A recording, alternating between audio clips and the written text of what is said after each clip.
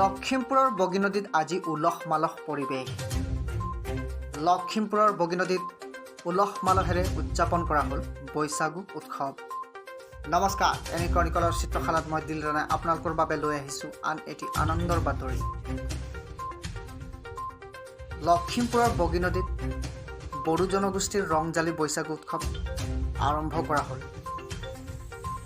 বগী নদীৰ বড়ো সাহিত্য সভা ভৱনত আজিৰে পৰা দুদিনীয়া কাৰ্যসূচীৰে আৰম্ভ কৰা হৈছে এই উৎসৱ।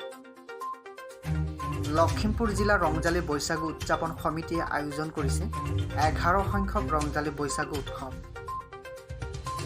ইয়াকে লৈ এক উৎসৱমুখৰ পৰিৱেশৰ সৃষ্টি হৈছে বগী নদীত। বড়ো বিহু নৃত্যৰ মঞ্চ উদ্বোধন কৰাৰ পিছতে খাম, চিফুং বাঁহী, চেৰজা, জাঠিৰ তালে তালে বড়ো জনগোষ্ঠীৰ ডেকা গাভৰু বোৱাৰীৰ নৃত্যই কঁপাই তোলে মঞ্চ। এনেদৰে আজিৰ কাৰ্যসূচীত অনুষ্ঠিত কৰা হয় বড়ো জনগোষ্ঠীৰ ৰংজালি বৈশাগুৰ বোৱাৰীৰ দলীয় নৃত্য প্ৰতিযোগিতা, ডেকা গাভৰুৰ নৃত্য প্ৰতিযোগিতা, গাভৰুৰ নৃত্য প্ৰতিযোগিতা আৰু জুৰীয়া নৃত্য প্ৰতিযোগিতা। লখিমপুৰৰ পৰা ভুৱন গৌতমৰ প্ৰতিবেদন।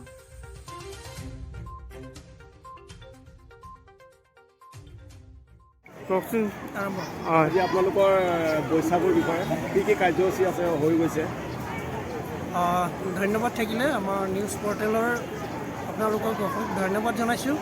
আমি লখিমপুৰ বৈশাগু ৰংজালি বৈশাগু পৰ্ব আজিলৈকে 11 সংখ্যক এইবছৰ 2022 চনত 11 সংখ্যক আমি ৰংজালি বৈশাগু পৰ্ব উৎসৱ উদযাপন কৰিছোঁ।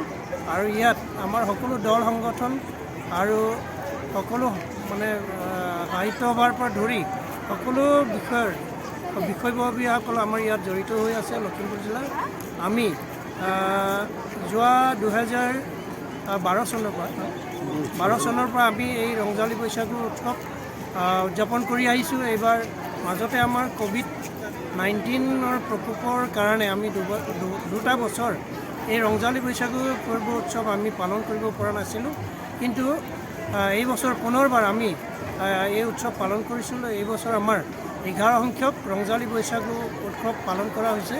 আৰু ইয়াত ৰাতিপুৱাৰ কাৰ্যসূচী আছে আমাৰ ৰংজালি বৈশাগু পৰ্ব উৎসৱৰ আমাৰ পতাকা উত্তোলন কাৰ্যসূচী।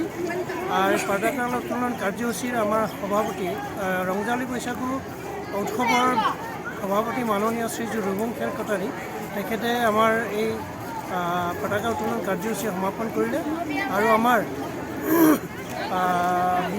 10:30 বজাৰ পৰাই আমাৰ এই কাৰ্যসূচী আৰম্ভ হৈছিলে, যিটো আমাৰ বিভিন্ন ডেন্স, ধৰক বোৱাৰীসকলৰ বিহু ডেন্স যিটো প্ৰতিযোগিতা, এইটো ইতিমধ্যে আমাৰ আৰম্ভ হৈছে। ইয়াৰ পিছত আমাৰ ডেকা গাভৰুসকলৰ যিটো প্ৰতিযোগিতাৰ ডেন্স, এইটো আৰম্ভ হ'ব।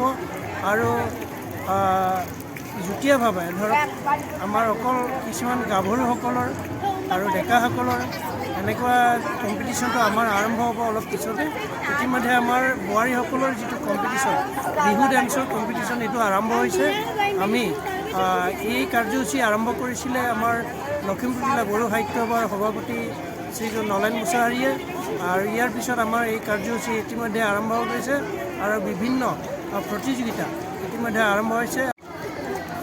লখিমপুৰ ৰংজালি বৈশাগু পৰ্বৰ আজি 11তম যিটো পৰ্ব আমি পালন কৰি আছোঁ। ইয়াৰ পিছত আমাৰ আজি বিহু গীতৰ প্ৰতিযোগিতাও আছে। কাইলৈ আমাৰ বিহু ৰাণী, বিহু কুঁৱৰী প্ৰতিযোগিতা হ'ব। আৰু আমাৰ ৰাতিলৈ আমাৰ ছিংগাৰ আহিব, শ্ৰী বিৰাজ মুছাহাৰী, তেওঁ কোকৰাঝাৰৰ পৰা আহিব। কাইলৈ আমাৰ সাংস্কৃতিক সন্ধিয়া আছে। আমি সাংস্কৃতিক সন্ধিয়া 7 বজাৰ পৰা আৰম্ভ কৰিম।